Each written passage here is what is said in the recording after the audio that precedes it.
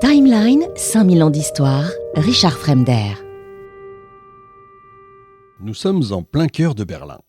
Face à nous, un grand mur en béton, vieilli par le temps, se dresse sur près d'1 kilomètre. Cette imposante palissade, autrefois crainte des Berlinois, attire aujourd'hui un monde considérable. Sur toute sa longueur, des fresques colorées transforment l'ancien mur de Berlin en une galerie à ciel ouvert que les touristes se pressent de venir admirer. D'un côté, sous un ciel rouge sang, un homme audacieux franchit les 3,50 m de béton qui déchirent Berlin en 2 camps distincts. Le sauteur de mur, fresque peinte par Gabriel Heimler en 1989, symbolise alors l'espoir de la réunification qui anime les masses, alors que le Berlinois outrepasse courageusement le seuil de la séparation. Plus loin, des centaines d'empreintes de mains colorées, réalisées à la peinture, recouvrent le côté est du mur sur plusieurs dizaines de mètres. C'est l'artiste Christine Kuhn qui est à l'origine de cette œuvre forte de sens. Touch the Wall exprime en effet l'avènement d'un renouveau éclatant où le mur ne symbolise plus ni la mort ni la division. C'est en pleine nuit, entre le 12 et le 13 août 1961, que tout commence vraiment. Près de 15 000 soldats s'amassent au poste frontière des Alliés pour bloquer tout passage vers Berlin-Ouest.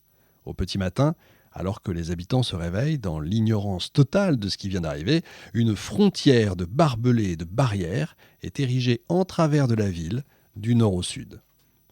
Et puis, progressivement, un mur de béton est construit pour remplacer les barbelés, plongeant certaines familles berlinoises dans un véritable cauchemar. Du jour au lendemain, ces familles ont été fatalement déchirées au sein de 2 secteurs d'occupation adverses. Elles n'ont même pas eu, pour certaines, le temps de se dire au revoir.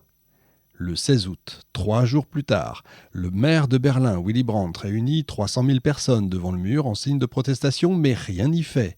Les 63 000 Berlinois de l'Est, qui travaillaient jusque-là dans Berlin-Ouest, perdent tout simplement leur travail, et les 10 000 travailleurs de l'Ouest, qui se rendaient tous les jours à l'Est, subissent eux aussi le même sort.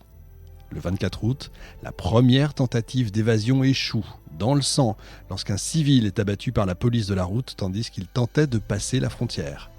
Cet épisode est le préambule d'une série d'exécutions perpétrées sur l'ensemble des Berlinois de l'Est, traversant, ou en tout cas tentant de traverser illégalement, le mur au cours des années qui vont suivre. Il faut attendre le 17 septembre 1963 pour qu'un premier accord de droit de visite voie le jour entre les 2 zones. En fin d'année, 1,2 million de Berlinois de l'Ouest sont autorisés à passer les fêtes à l'Est chez leurs proches, c'est vous dire. Cet accord se renouvellera les 3 années qui suivent, en 64, 65 et 66. En 71, c'est encore une nouvelle étape qui est franchie. L'étanchéité du mur de Berlin faiblit alors que de nouveaux points de passage entre les 2 secteurs d'occupation sont construits. La RDA décide même de simplifier l'obtention d'autorisation de passage pour les retraités et les touristes d'Allemagne de l'Ouest, souhaitant là encore visiter les régions frontalières. Les accords entre la RDA et la RFA, donc l'Allemagne de l'Est et l'Allemagne de l'Ouest, pour les plus jeunes d'entre nous, se multiplient. Les émulsions violentes s'apaisent progressivement et les échanges entre les 2 camps deviennent de plus en plus simples. Finalement, bien que les causes de la chute du mur de Berlin soient multiples, c'est le 9 novembre 1989 que le coup de grâce est donné. Lors d'une conférence de presse retransmise en direct à la télévision dans Berlin-Est, le porte-parole du Parti socialiste unifié d'Allemagne, le SED, déclare prématurément que, je cite, « les voyages privés vers l'étranger peuvent être désormais autorisés sans présentation de justificatif, si tant est que le voyage est entrepris pour aller voir de la famille. » Il annonce ensuite dans la foulée que cette disposition est effective de manière immédiate. Imaginez qu'il n'en fallait pas plus aux habitants de Berlin-Est. Immédiatement, a-t-il dit. C'est donc immédiatement que plusieurs milliers de Berlinois se précipitent au poste frontière parsemé le long du mur. Cédant à la pression, le point de passage de Bornholmer Strasse est ouvert aux alentours de 23 h, suivi de près par d'autres postes frontières dans les heures qui suivent. C'est comme ça que cette nuit-là, entre le 9 et le 10 novembre 1989, le mur de Berlin tombe, mettant un terme à la division de la capitale allemande et de ses habitants. Ainsi, l'histoire du mur de Berlin, c'est l'histoire d'une séparation douloureuse et d'une réunification salvatrice. Pourtant, si ce récit nous intéresse aujourd'hui, c'est avant tout pour ce qu'il n'est pas, c'est-à-dire un choix. La division de Berlin et de toute l'Allemagne, au passage d'ailleurs, n'est pas le choix des principaux intéressés. Pendant 45 ans, la souveraineté de l'État allemand n'est plus ce qu'elle a été. Sous le joug des vainqueurs de la Seconde Guerre mondiale, le peuple germanique a dû subir les décisions de ses occupants, qui s'affrontaient d'ailleurs au sein d'une guerre idéologique sans précédent. C'est cette histoire que je vais vous raconter aujourd'hui, celle de l'Allemagne occupée.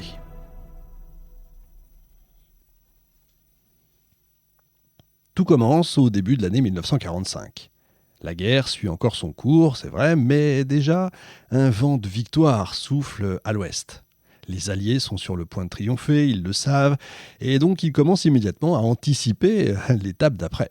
Le 4 février, Winston Churchill, Joseph Staline et Franklin Delano Roosevelt, représentants des 3 futurs grands gagnants de la guerre, se réunissent à Yalta pour organiser le terrassement du nazisme au sortir du conflit. D'abord, les 3 grands s'entendent sur la division et l'occupation de l'Allemagne pour assurer le retour à la démocratie. L'URSS récupère la moitié est du territoire, tandis que le Royaume-Uni et les États-Unis, eux, se partagent le côté ouest, en y réservant d'ailleurs une petite zone pour les Français. La capitale allemande, située en plein cœur du secteur soviétique, est divisée, elle, selon le même schéma. Le problème, c'est que Churchill se méfie de la montée en puissance des soviétiques. À cette époque, l'armée rouge a en effet déjà atteint l'Europe centrale et se rapproche de jour en jour des sphères d'influence anglo-américaines.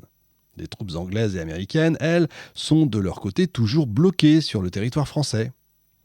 Et alors que les soviétiques renforcent leur emprise sur l'Europe au fur et à mesure qu'ils en libèrent les territoires occupés, les 3 chefs d'État signent une déclaration sur la politique à suivre dans les régions libérées, je cite tel que, prévoyant l'organisation d'élections libres et la mise en place de gouvernements démocratiques dans les territoires en question.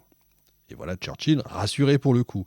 Et si vous vous demandez ce que tout ça a à voir avec notre émission, faut pas oublier de considérer que le 11 février 1945, quand Staline, Churchill et Roosevelt quittent enfin Yalta, vous avez un vent d'espoir quand même qui souffle sur l'Europe. Ça fait 6 ans que la Seconde Guerre mondiale déchire les peuples de l'intérieur, divisant les hommes entre résistants et collaborateurs, juifs, aryens ou simplement entre peuples dits supérieurs et peuples dits inférieurs.